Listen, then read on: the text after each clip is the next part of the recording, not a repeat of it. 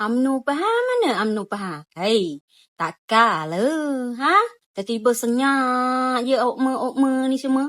Hei, kalau tidak kemain okma ni kan? Menjilat, mengipas lah orang tu kan? Ini bila mana Sultan pun dah berbunyi kan? Peruntukan untuk kerajaan negeri Pahang tidak diluluhkan. Takkanlah okma senyap je kot?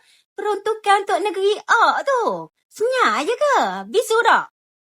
Kenapa nak disekat peruntukan untuk negeri kami? Sedangkan peruntukan tersebut datangnya daripada hasil bumi kami. Sedangkan peruntukan tersebut datangnya daripada cukai negeri kami. Bila mana kerajaan negeri Pahang meminta peruntukan bagi meluluskan projek bagi menjana pendapatan dan ekonomi negeri Pahang dalam jangka masa panjang, macam-macam alasan kau bagi. Apa kau kata?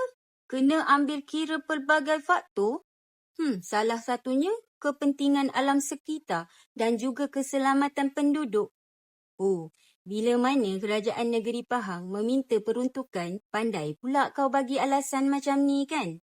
Tu nak tanya, projek mega ternakan babi. Tak ada pula kau ambil kira kepentingan alam sekitar. Tak ada pula kau ambil kira keselamatan penduduk ya?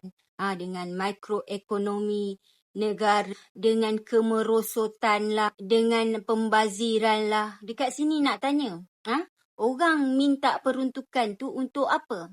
Untuk menjana ekonomi negeri. Pendapatan daripada negeri akan disalurkan kepada federal juga. Apa masalah dia? Bila kena dekat kami, kau suruh kami fikir semua benda. Bila engkau luluskan dana untuk pesta air tu, tak ada pula kau fikir. Tak ada pula kau beri penerangan. Tak ada pula kau beri penjelasan. Bila mana Tengku Mahkota Pahang telah menzahirkan kekecewaan dan ketidakpuasan hati dia terhadap federal, ini bukan perkara biasa lagi. Bila mana payung kuning telah berbunyi, itu maklum balas daripada pihak federal seolah-olah menafikan hak negeri Pahang Darul Makmur.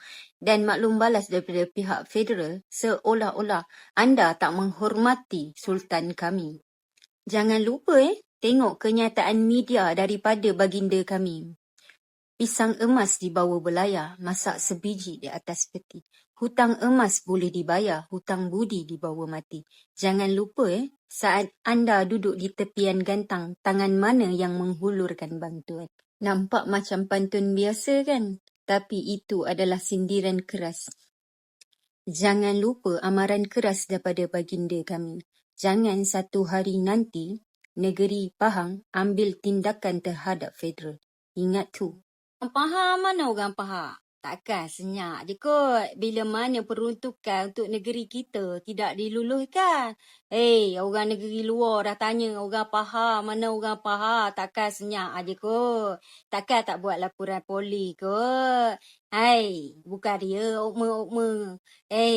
Kalau sebelum ni kita kata peruntukan dekat SG4 negeri pembangkang je, dia tak luluhkan. Sekarang ni kena kat kita pula. Hasil negeri kita pula. Guana okma semua, takkan nak dia je. Sir Azri pun dah berbunyi. Orang faham mana orang faham, takkan tak malu kot.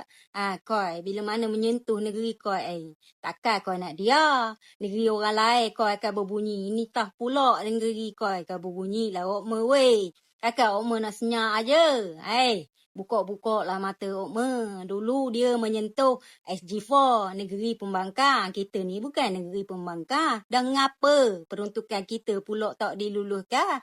Malu lah okma. Orang negeri lain dah menyebut-nyebut. Kau tak apa, kau dah berbunyi. Apa-apa jadi kau lari dulu. Sir Azri duduk di depan.